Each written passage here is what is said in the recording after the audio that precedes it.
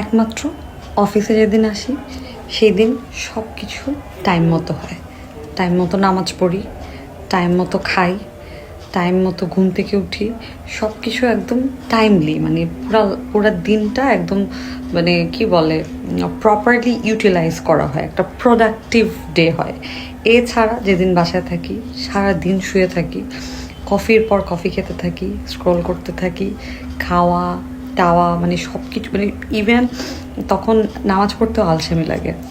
আচ্ছা, এবং অফিসে আসলে যখন যেরকম ডিশ খেতে ইচ্ছা করছে, কোনো দিন স্যালাড, কোনো দিন স্যুপ, হ্যাঁ সেটা খেতে পারছি। মানে সব কিছু মিলায় মানে আমি একমাত্র প্রেফার করি অফিসে আসতে। এই যে দেখেন, আমার খাইতে ইচ্ছা করছে সালাদ, কি সুন্দর করে বানাই দিছে।